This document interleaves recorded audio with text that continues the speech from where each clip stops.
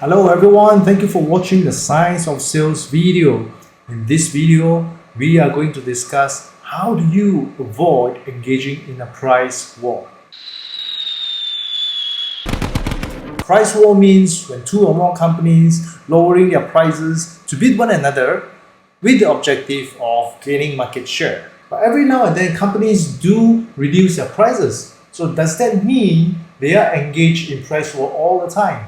Absolutely not. For a company to be engaged in a price war, this condition must be met. If lowering price is one of the tactics or one of the tasks of the overall sales strategy, then it is not considered as a price war.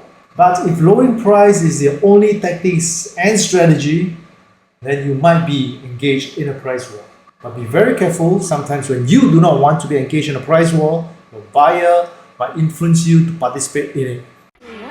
Yes, that's how tricky some buyers are. For example, a buyer asks you for a quote, get the competitor to match your quote, and then come back to you, ask you to match the competitor's quote. And then in a way, it kind of lowering the price over and over again, and you fall into that trap. But here in this video, we are going to talk about how can you hold your position and win that sale. But before we get into the discussion, do like the video and subscribe to the channel. This will really encourage me to produce more videos. So now let's jump into how do you avoid engaging in a price war. The first thing you need to know in order to avoid engaging in a price war, what is your strength? What is the strength of your product? What is so unique about what you sell? What is so special about you? What do you have that the buyer can't get it anywhere else? In an education center that I was helping previously, we are not the cheapest. In fact, we are the most expensive in the market. But we know our strength. We know why we are special. And when a buyer comes to us and ask all sorts of questions and compare us with our competitors, we are able to point out why are we the most expensive in the market. We know our strength, we know our uniqueness, we know why we are so special. We know why we charge a premium. When some companies engage me for my training, they will always compare me with other trainers. Hey, they charge 50% of my price. But because I know my strength, my uniqueness, why am I so special? A specific skill that they can't find in other trainers.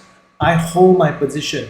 In fact, sometimes I raise my price. Some people whom I spoke to, they have some challenges, some blocks about finding their strength, finding their uniqueness. I just want to bring this across. It is not difficult to find something that is unique or special about you or your products. It doesn't have to be revolutionary like the iPhone. As long as it is something different from your competitors, you are different. If you are the oldest in the industry, that is something different. If you are new to the industry, that is something different. All you have to do is to find an angle and pitch it to your buyer. Because some people will love to be served by the oldest in the industry. But some people, they don't mind giving chance to the newbies. Some buyers love to have fast, quick services, but some buyers prefer to have not so fast, but quality services. So the first thing to possess in order to avoid a price war is finding your strength and uniqueness that make you different. And the second thing to think of in order to avoid a price war is knowing your weaknesses. Now we have the strength, and now know your weaknesses. And not just that, know your weaknesses and learn how to overcome this weakness. How do you respond when a buyer asks you about your weaknesses? Possess the mindset of turning the weakness around. Every weakness have a strength. When a buyer questions about your weaknesses, turn the weaknesses around. Show the buyer the strength instead of the weaknesses. If you are new to the industry, it could be a weakness, but the strength is you will be more driven, more determined to prove yourself to your buyer. You will have more time to serve them compared to a more experienced salesperson because they have all these clients they have to take care of. Also, learn the competitors' weaknesses. Now, don't get me wrong, I'm not asking you to take those weaknesses and attack your competitors. No, don't do that. And I do not agree with that. With your competitors' weaknesses, there is another way where you can differentiate yourself away from them. Don't be like them. Ta-da! You are different from them. Sometimes when a buyer brings up a weakness, it may not be a weakness. It may just be an objection. So learn to identify between a weakness and an objection. Basically, an objection is very subjective. It is very personal to the buyer. But in this video, we are not going to dive deep into handling objection.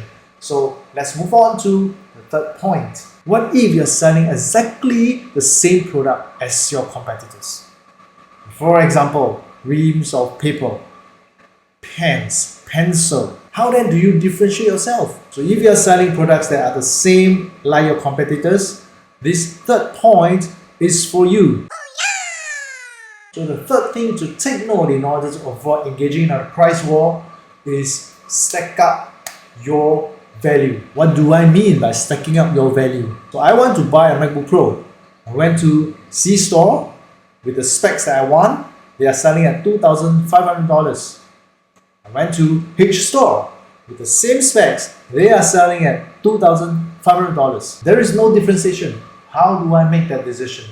How will the two store win my business? Whichever store that I purchase the MacBook Pro from, I will have to purchase Microsoft Office. If any of the store is willing to bundle Microsoft Office into the MacBook Pro, maybe give a $10 discount. This store will have my business. So this is called stacking up the value.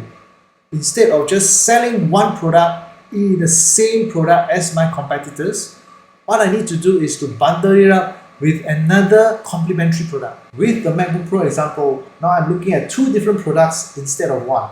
The MacBook Pro plus Microsoft Office with $2,700 minus $10 discount versus $2,500 for just the MacBook Pro. So make a guess, which store will I purchase from? So give some thought to these three things that I've just shared: strength, weakness, stacking up your value. Thank you for watching this video. Now do remember to like this video and subscribe to the channel. This will really encourage me to continue to produce video for everyone.